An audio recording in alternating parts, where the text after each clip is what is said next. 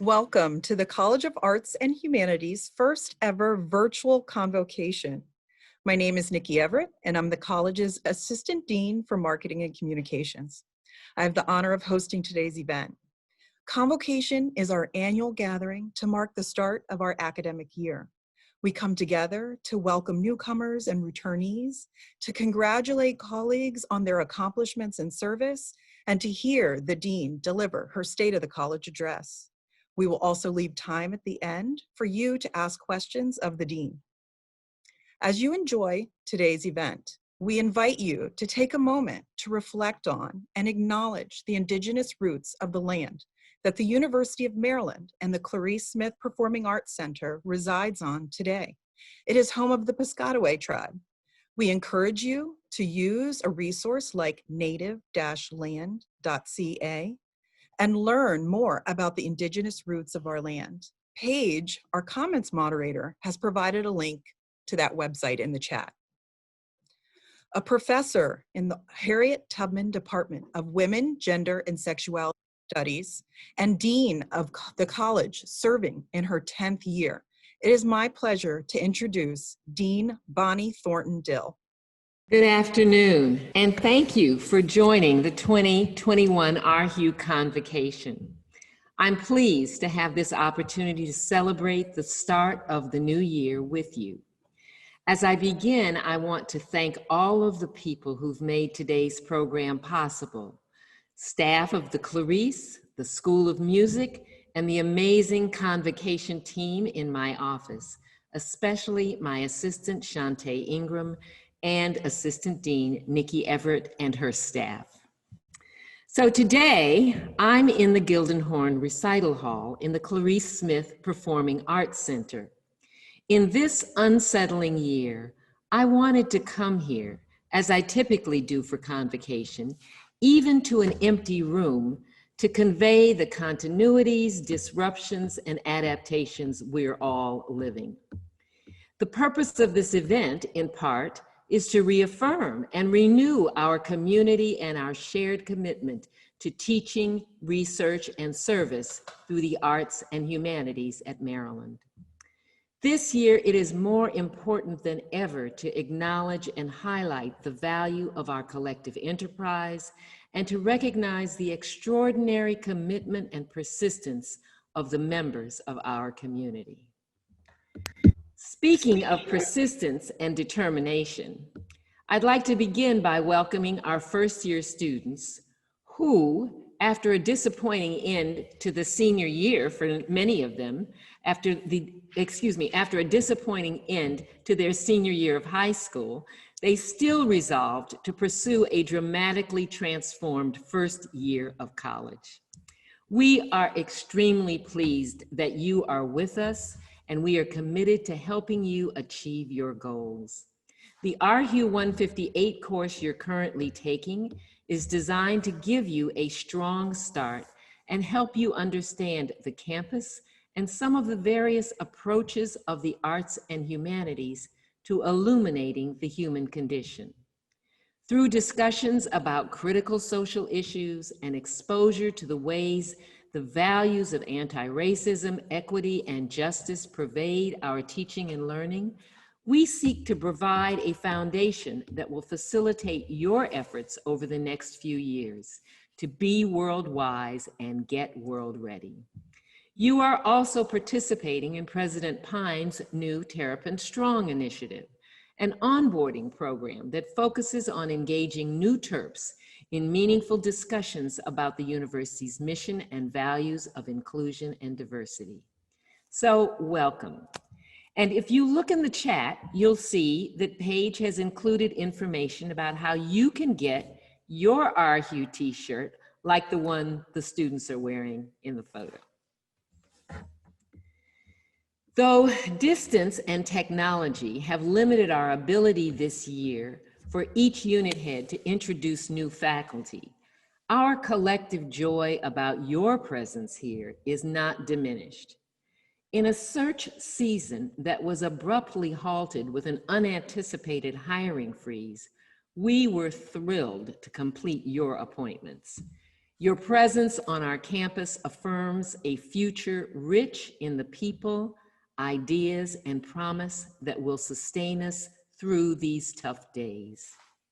Becoming a new member of an existing community remotely is especially challenging. Meeting people and learning a new culture are deeply constrained. So this year, it's particularly important that we, returning faculty, staff, and students, make the extra effort to reach out and invite our new colleagues to a virtual coffee or tea and offer sustained support that reflects the kind of inclusion we value. Again, welcome new faculty. Then there are those who, in the midst of a constantly changing present and an unknown future, have stepped up to take on new leadership responsibilities. These are challenging roles at any time, but especially now, when operational plans are changing daily, our financial future is uncertain, and leaders may be responsible for implementing unwelcome plans and procedures. On the other hand, you are encouraging creativity and tenacity and helping faculty and staff find new ways to serve our students. Your leadership is part of the solution. Thank you. So imagine waiting for the outcome of a tenure or promotion decision during a pandemic when every action takes even longer than usual. It is with a tremendous sense of relief and satisfaction that I congratulate both our tenure-track colleagues who have been promoted to the rank of professor, associate professor with tenure, or appointed with tenure, and our professional track colleagues who have been promoted to the rank of research professor, principal, or senior lecturer. We celebrate campus-wide recognition of the breadth and depth of scholarship and creativity represented in the work of these 33 faculty members. 33. Talk about success. Congratulations. And finally, each year, the college honors faculty, staff, and students who have demonstrated excellence through their service to their departments, the college, and the university. I want to take a moment to recognize the 5 awardees.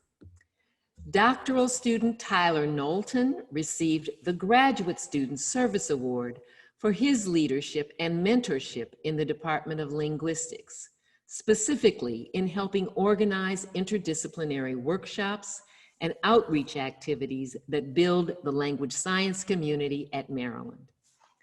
Associate Director of Honors Humanities, Sarah Bani Hamoud, was awarded the Faculty Service Award for leadership that helped communicate the value of arts and humanities disciplines to students, resulting in the program's growth.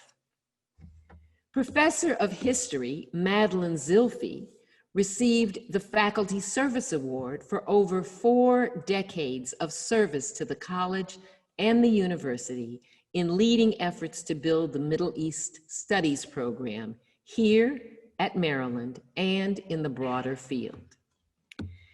Aaron Muller, Senior Assistant Director for Productions and Operations in the School of Music, was awarded the Staff Service Award for 2 decades of service that spans nearly every activity in the school, including production, logistics, operations, and facilities.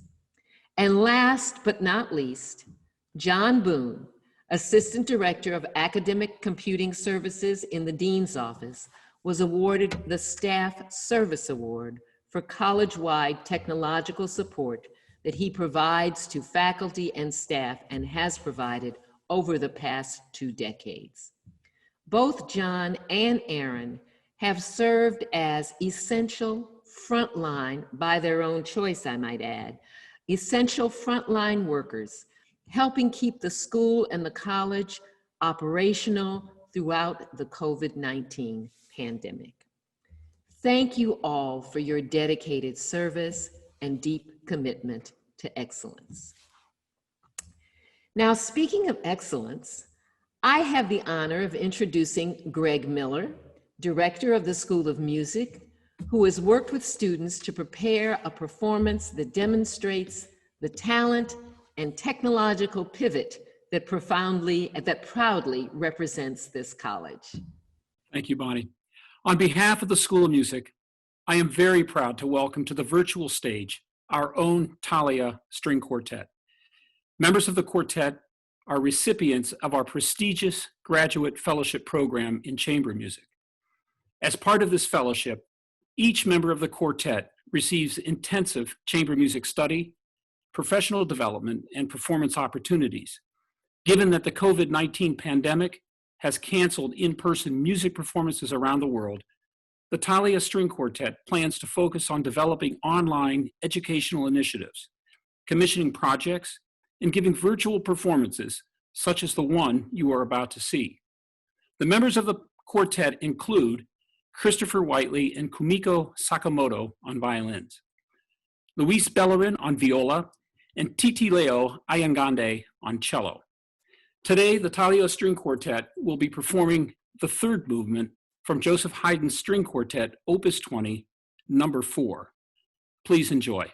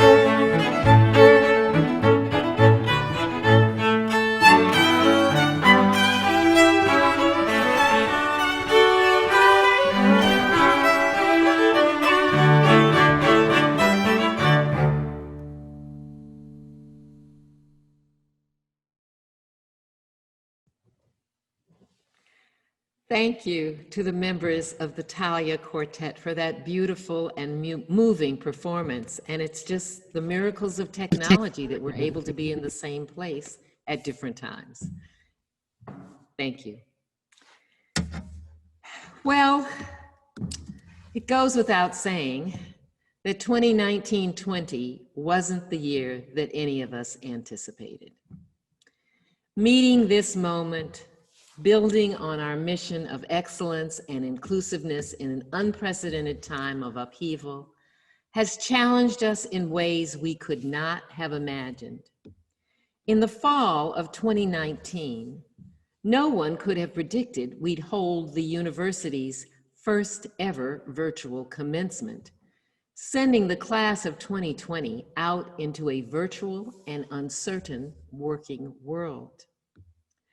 No one could have predicted that an innovative Zoom theater performance, which hadn't even been conceived when the academic year began, would receive positive press in the New York Times.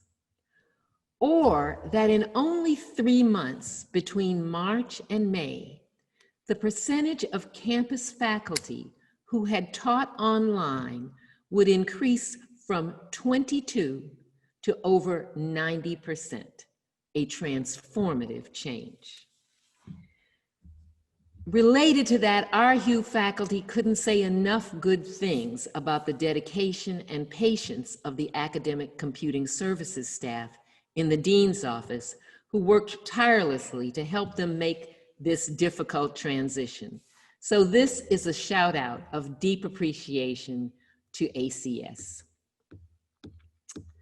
And of course, we could not have predicted that while the world was in quarantine, we would watch in horror the high-profile killings of George Floyd and Breonna Taylor, and be swept up in a national reckoning on systemic racism, leading the college to redouble our work on race, equity, and justice.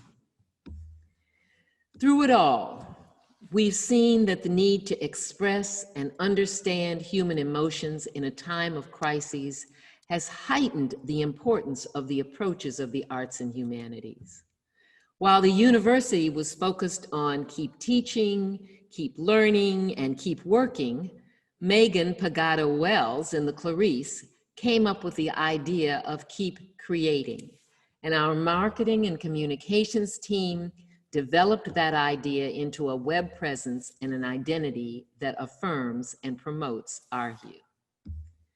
This kind of ingenuity and resolve is built upon the leadership and generosity of those who came before us. In the past 7 months, we lost 2 members of the UMD Arhue family whose contributions are unparalleled.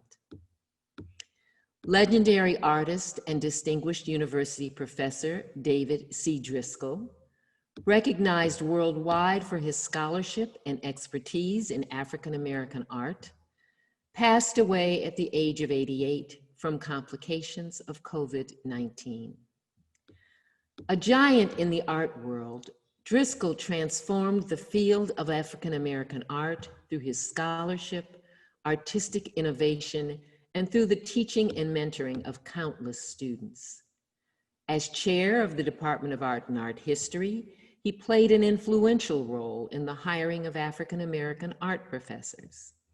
The David C. Driscoll Center was established on campus to honor and continue his legacy, and is currently presenting a virtual exhibit of Dr. Driscoll's papers from the collection's 50,000 plus documents dating back to the 1950s. Michelle Smith, one of the Washington area's leading philanthropists, and the person for whom the Performing Arts Library and the Collaboratory are named, passed on September 23rd. The university as a whole, and particularly the College of Arts and Humanities, benefited from her vision, commitment, and overall joie de vivre. In an email to friends and colleagues, her son wrote, quote, "In every way, my mother sought to live a meaningful and impactful life. She loved ideas and people and always sought to support both with her time, resources, and encouragement. Her commitment to making the most of every day and every situation are things that will continue to inspire and motivate all who knew and loved her. End of quote. This has been a season of loss for all of us, and I want to acknowledge the passing of family and friends, the empty places in our hearts, and extend heartfelt condolences to everyone. Now I shift to some of the many accomplishments of faculty, staff, and students in the college in light of the goals outlined in our 2021 strategic plan. You will find additional highlights in the 2019-20 year in review and on the college website. Students are our first priority, and this year we welcomed over 350 talented and diverse first-year and new transfer students into the college. Our retention and graduation rates remain strong, and RHU graduates continue to have a 97% placement rate. In addition, over 150 doctoral and master's students enrolled in RHU, reflecting an 8% increase in international students and a 4% increase in underrepresented minority students.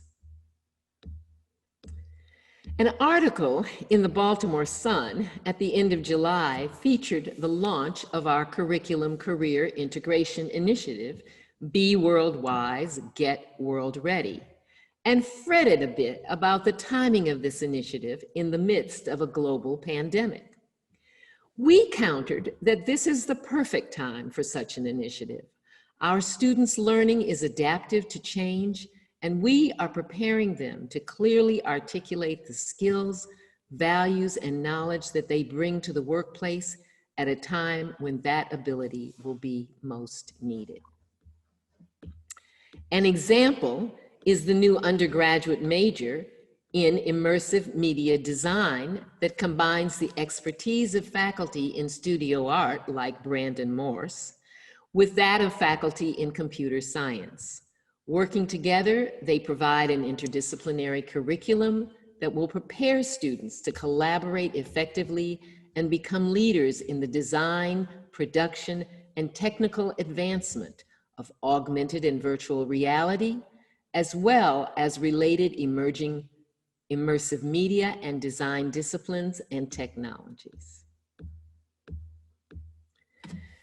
Deepening the college's established commitment to teaching and scholarship on inequality and inclusion, we have launched a college-wide campaign on race, equity, and justice, and appointed a standing committee of the same name.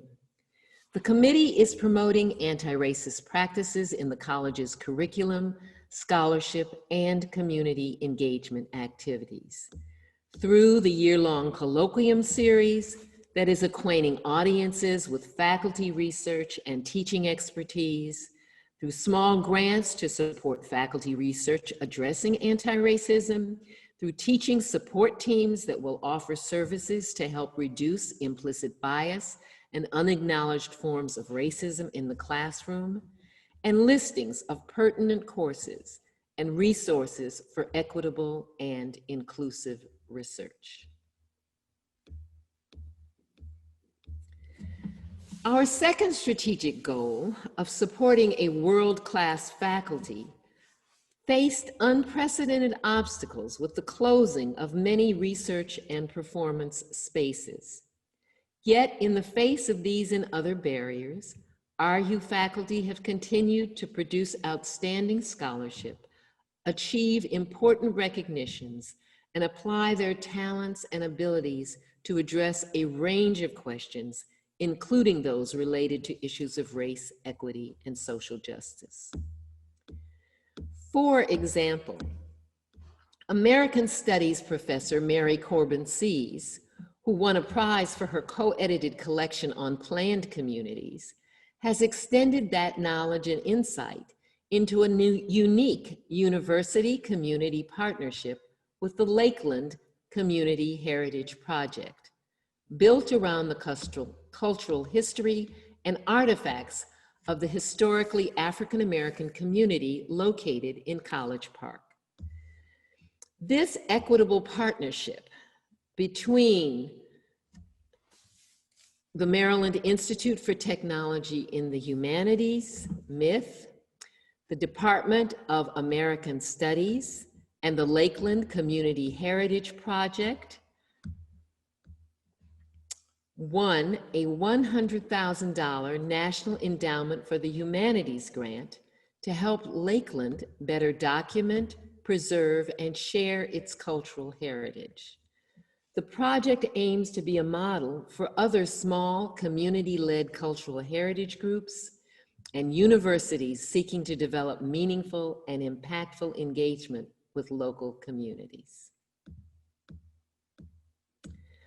Among other noteworthy faculty awards and accomplishments this year, Ruth Enid Zambrana, interim chair of the Harriet Tubman Department of Women, Gender, and Sexuality Studies, was named Distinguished University Professor, the highest academic honor bestowed on tenured faculty by the university.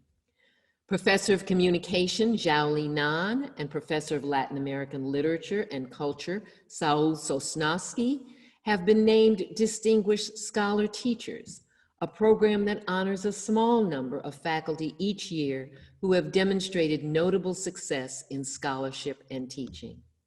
And finally, History of Science author and editor Melinda Baldwin was named the inaugural American Institute of Physics Endowed Professor in the History of Natural Sciences. Well, telling our stories, making our accomplishments and their impact visible is our third strategic goal, and part of our approach has been a college-wide web transformation project. After launching the college site 2 years ago, we have now extended the technology and storytelling capacity to 6 unit sites with 5 additional sites currently underway. You will also see ARHU stories regularly featured in Maryland Today, on the campus website, and in other external media. On their new website, the Department of Linguistics describes a special edition of the British journal, Transactions of the Royal Society B, to which Bill Itzardi, professor and chair, contributed an article about the relationship between animal communication and human language. Along with UMD biologists, psychologists, neuroscientists, and linguists, the special edition spotlights how understanding communication systems among animals, such as birds, illuminates what is special about human language. ARHU faculty research is also having a direct impact on the current crises. With Coronavirus Research Seed Fund Awards from the Division of Research, Communication Assistant Professor Sun Lee is investigating company responses to the pandemic as part of their corporate social responsibility activities. While Communication Professor Brooke Fisher-Liu is examining how U.S. higher education planned for and responded to the pandemic. Phil Resnick, Professor of Linguistics, won a National Science Foundation grant to develop new computational methods to analyze and classify responses to survey questions about the COVID-19 crisis. And a third communications professor, Zhao Li Nan, is part of an Empower-funded project conducting research on why African Americans who suffer disproportionately from the adverse health and economic impacts of the pandemic might accept or reject the anticipated COVID-19 vaccine. On the subject of climate, Associate Professor of Art Shannon Collis won a grant to create an immersive audio-visual installation that allows people to experience the environmental effects of oil drilling in Canada's Athabasca oil sands. And notably this fall, in the culmination of several years of faculty work, including gaining the support of the family, the Department of Women's Studies was renamed the Harriet Tubman Department of Women, Gender, and Sexuality Studies. In a year commemorating the passage of the 19th Amendment and amid rising concern for voter disenfranchisement, the department will honor Tubman's commitment to suffrage. Well, partnerships and collaborations expand faculty scholarship and innovation, and they amplify the impact of our work. American Studies professor Janelle Wong is among the co-principal investigators of the 2020 Collaborative Multiracial Post-Election Survey, which will measure views on race, immigration, and politics in the context of the upcoming presidential election. The project, hosted at UCLA, is supported by a $1 million grant from the National Science Foundation. The Department of Art History and Archaeology celebrated a 50-year collaboration with the National Gallery of Art through their co-sponsorship of the Middle Atlantic Symposium in the History of Art. And Julie Green, professor of history, is working with the Smithsonian's National Museum of American History and Culture, National Museum of African American History and Culture, on a project to examine the largely untold history of the influence of immigrants from Africa, the Caribbean, and Latin America on African American culture and society. The National Endowment for Humanities has funded this project. Well, the COVID-19 pandemic has had a profound impact on the campus and college budgets. We have already sustained a 5% cut to our permanent base budget and an almost 22% cut to our surplus fund balance. Together, these represent deeper cuts than the college has experienced, and when combined with the campus hiring freeze, they produce serious constraints. Nevertheless, I am pleased to say that we managed these cuts, though painful, in a collaborative and transparent manner, consistent with values that were discussed and agreed upon across the college. Today, I would describe the college budget as stable. Like everything about this pandemic, we don't know what the year ahead will bring, but so far, so good. The good financial news is that the college continues to attain support from philanthropic gifts and grants. Following robust activity last year, we have now raised 88% of the $70 million goal for the Fearless Ideas campaign for Maryland.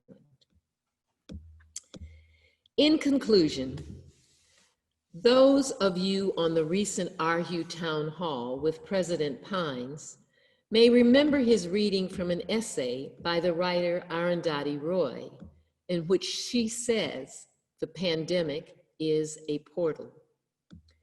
Her point is that this moment has laid bare the inequalities of our society, at the same time that it presents the opportunity to imagine and begin to devise a new future.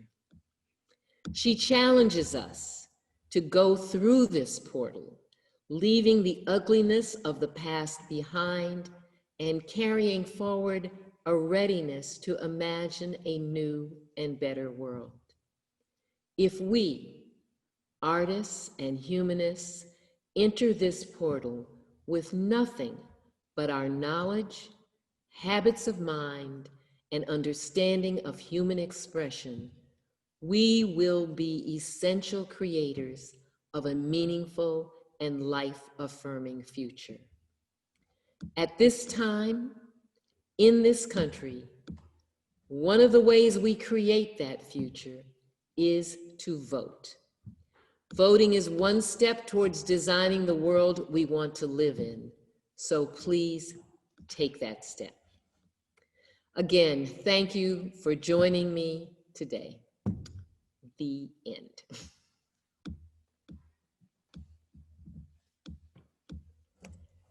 Thank you so much, Dean Thornton Dill, for those remarks. And so now I want to make sure that the audience knows that you can go ahead and start to submit your questions using the Q&A button at the bottom. So please do use the Q&A button at the bottom to start submitting questions specifically for Dean Thornton Dill. I think what I'll do is I'll go ahead and kick off the first question. Is that okay? Okay, sounds good. So, Dean Thornton Dill, I was struck by the numbers that you mentioned in your speech. And so you said that, I think what you said was the number of faculty teaching online increased from 20 to 90%. And so how do you go about a change that massive? And how do you feel that faculty, students, and staff are faring? Well, a pandemic makes you go about a change that massive that quickly. We would not have done it in such a huge way and so quickly under normal circumstances. And so I think people deserve a lot of acknowledgement and a lot of credit because doing that work, transforming classes from face-to-face to online was a tremendous lift. And I think we did it successfully in the spring. We got through it. And we're doing it even more successfully in the fall. A lot of people spent time this summer doing design sprints and working on various kinds of ways to learn how to do this work and really dedicating their summer in many ways to preparing to do this work in an excellent way in the fall. And they really, really deserve a lot of acknowledgement and recognition for that because they are also doing it in the midst of all of these life changes that the pandemic has brought about. And so I would say that people are faring pretty well. I mean, by that I mean, you know, there are parents who are teaching with children who are doing online or virtual education, and so they're trying to juggle the children's classes and their own teaching. There are people who are adjusting to this new way of teaching and working, and it's a first time or you know, a second time. So it's a big adjustment. It's a heavy, heavy lift. I think, however, even with that, people are doing a good job. We're hearing good things about the classes. People have learned a lot. I'm sure there are some things that people will hold on to when we come to the space and the time when we can return to more face-to-face instruction. But I really commend our faculty and staff for getting all of this up and going and keeping our educational mission moving forward. It's been a big lift.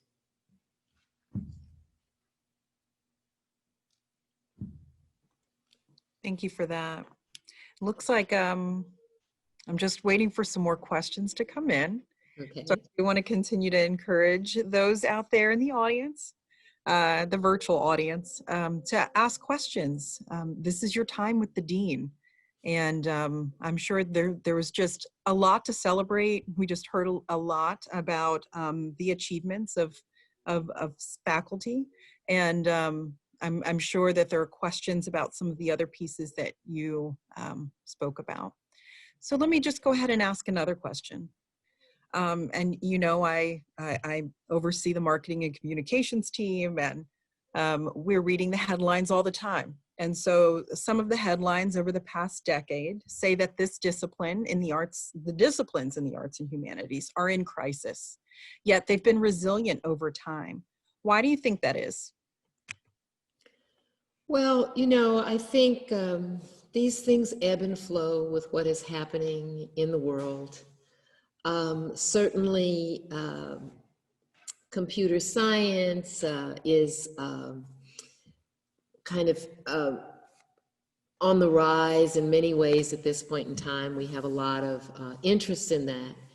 And yet the need for understanding people, for creativity, you know, I'm going to be interested to see what happens post-pandemic, because I do think that one of the things that we are going to see is that in many ways, music, the arts, the humanities have carried us through this very difficult period. And so I think we might see a resurgence at this point in time.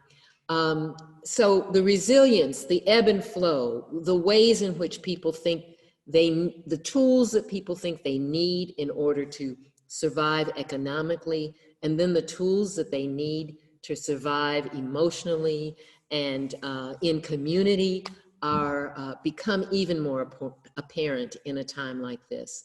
So I think it will be interesting to see, but I do think that I wouldn't say the arts and humanities are in crisis. I would reject that. I think they are very important, still very important parts of our lives and our living. But I think that the economy has been in crisis in some ways. And so people have been looking for ways to do what they think will be economically viable and also continue to hold on to and engage in the things that keep their hearts and minds and souls whole. Yeah, thank you. And the questions are starting to come in now. Okay, good. And so just to kind of piggyback off of what you were just saying, and maybe it's too soon to answer this question. This is a question that's come in, but can you help us see some of the good things that may come out of this pandemic? Well, I think one of the good things is that I think as faculty members, that faculty members will feel comfortable in multiple modes of working with their students, so that we can work with students face to face in classrooms, which we really value and which are really very important, but we can also find other ways through media to bring new information, people from around the world or whatever, into our classrooms and into our engagements with students. So I certainly think that that's one thing. Well, ask the last part of the question again. I had more than one, but I don't remember what it was. Just some of the good that may come out of the pandemic. Yeah. Well, you know, I ended with that quote from Arundhati Roy, because we are at a disjuncture. And we don't know quite what the future is going to be, but it's not going to be the past that we were familiar with. And so we have an opportunity, I think, to bring some of the best of the past through that portal, in a way, into the future, and also to think about what we would want to create and think collectively about that and think individually about that. I think we've all spent a lot more time in our homes than we had ever anticipated that we would. And we've thought about how we spend our time and how we want to use our time and the importance of the time that we do have with people. So it's a transformative experience. And I do think that I do look forward to what the future will bring.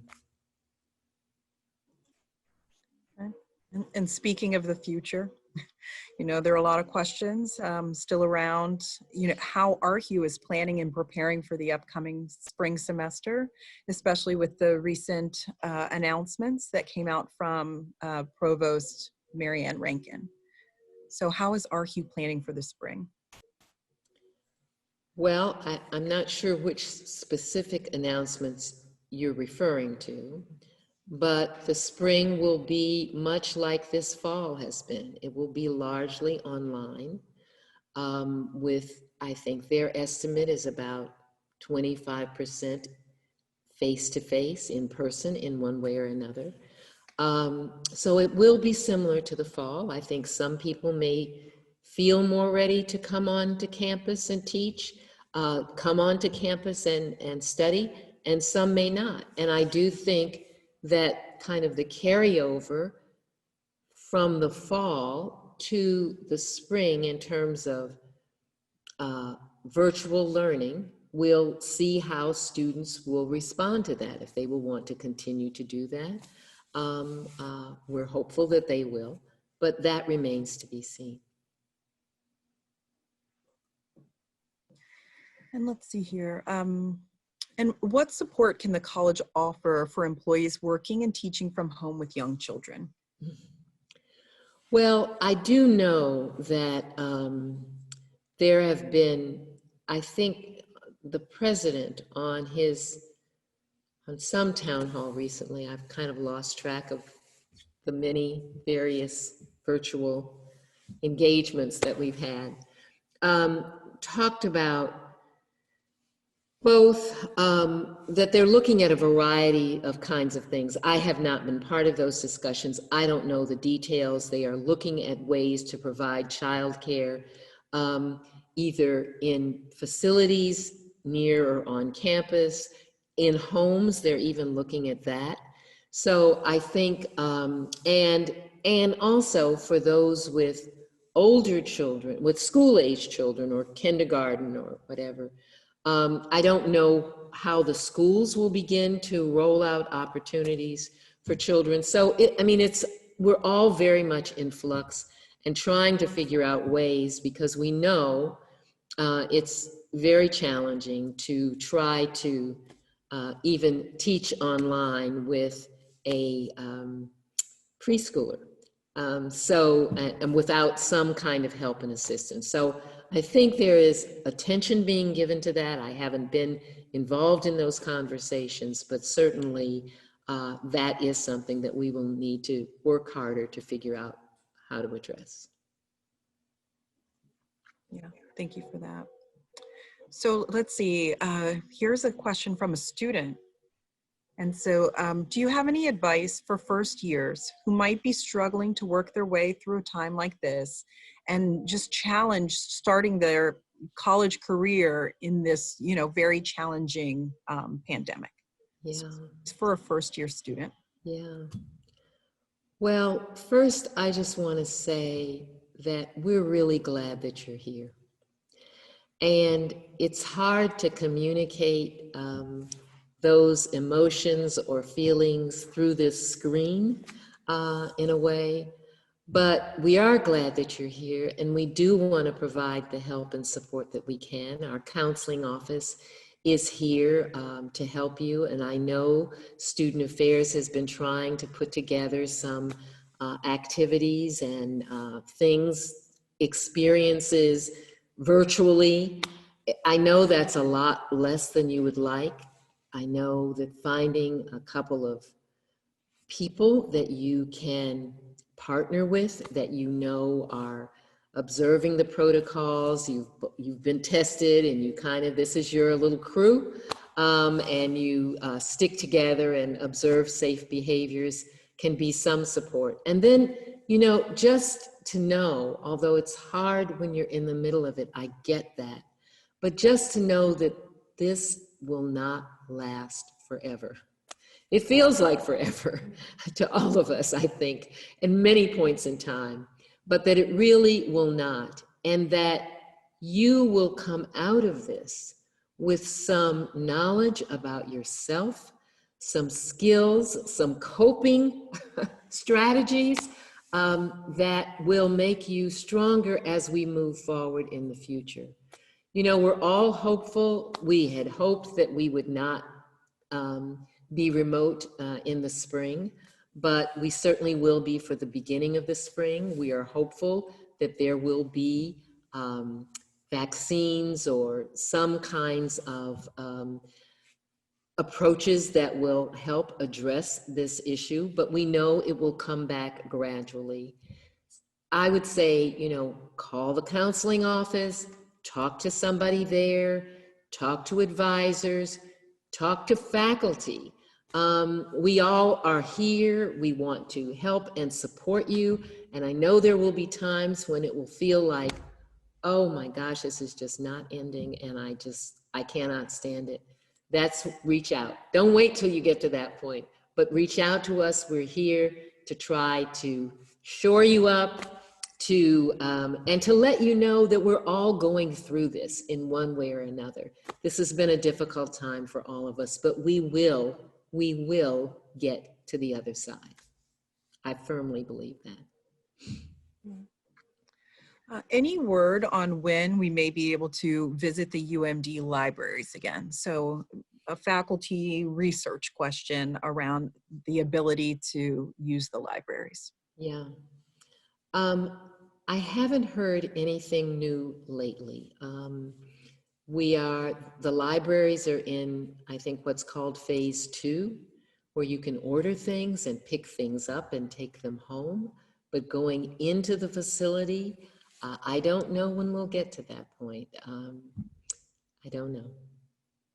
Sorry. Well, here's an interesting one. All right. Many of us are very excited about the new naming of the Harriet Tubman Department of Women, Gender, and Sexuality Studies. What are you most excited about in relationship to this name change? Well, I'm most excited about Harriet Tubman,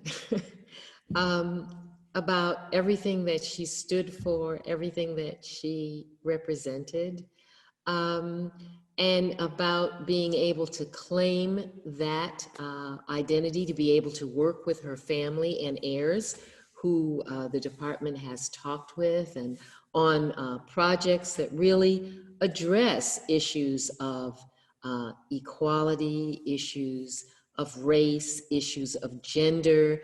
I just think it's a real signal to the campus and to the world that our commitments and the commitments of the department to justice, equality, to racial, I should have said racial justice and equality, and human dignity are things that have been long fought for here in Maryland. It is an acknowledgement of our history, and it is also a reconciliation of the past to what we hope will be an exciting and dynamic and future, dynamic future. Great, thank you. So at the end of your remarks, you just talked about the importance of voting. And there's a question here. And it says data from the past 2 presidential elections shows that among UMD students, the majors with the highest voter participation levels include many arts and humanities fields. What can we learn from this, and how can other fields learn from ARHU?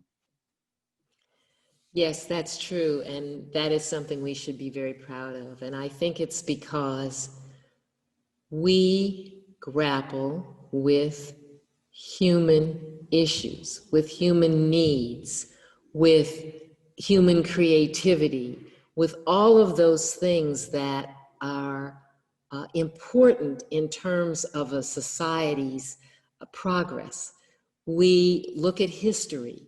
We look at issues of gender and race and equity. We look at communication and the importance of communicating our ideas and that voting is an important way in which we do that.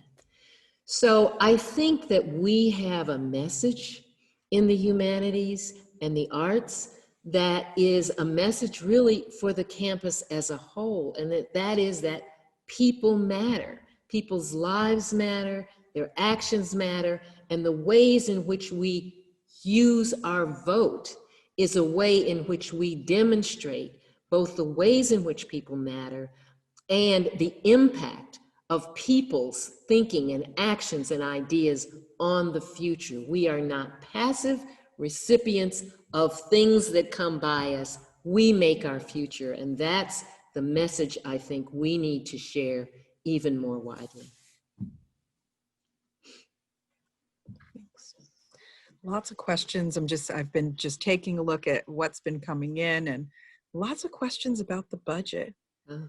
And so let's see, I'll just go ahead and ask this one here. It says, is the university or ARHU contemplating a special new capital campaign to make up for the funds lost because of the pandemic? This sounds like a good opportunity to appeal to, donors. Well, we're certainly trying to complete the current capital campaign. I think you saw there was a slide that had our college's figures in terms of that. And I think it said we were 80%? 88. 88, okay. I knew it was two of the same numbers and I was thinking 77. 88% of the way towards that goal. We don't want to be limited by that goal. We're happy to exceed it. So that's the first thing I would say, that that reaching that goal and exceeding that goal is certainly one of the ways that we can address these issues. I forgot something that was a part of that question. Oh. It was, is the campus or ARHU intending to do a new capital campaign? And it sounds like well, in the world of fundraising, one capital campaign follows another. So there will definitely be another. But I think what we are also trying to do in this one, in terms of the College of Arts and Humanities, is to really highlight much of the work that we are doing, and really think about how we can move forward, how we can move the ideas, the work, the activity that takes place in this college forward. So we are still in the process of fundraising for the current capital campaign, and we are doing well. As I said, we're getting close to our goal. But I think there's a lot of work to be done. There's a lot of work to be done in the arts and humanities. There's a lot of work to share the insights and the work of the arts and humanities with the rest of the campus and the rest of the world. And our donors who support our work help us do that. And they help students, in many ways, they help students get their education so that they can go forth and carry this message about the value and the importance of the work we do in this college. Yeah. And speaking to that, there's a good question here to kind of follow up on that. And we had our town hall with President Pines recently. And what are your impressions of President Pines' commitment to the arts? And will the university's budget under President Pines perhaps reflect an increased investment in the arts and humanities? Well, I would certainly hope so. I do think that President Pines is committed to the arts. I think he is eager to learn more, and I'm eager for him to learn more about the details of what we do and how it works. He has been particularly supportive in the past of various kinds of collaborations when he was dean that I proposed to him for things that we might do around the arts and the engineering. A long time ago, he said to me something about, well, you know, a lot of times we're doing things in engineering and seeing things, and it could maybe be art, but we don't know. And so that becomes a space, I think, for us to collaborate.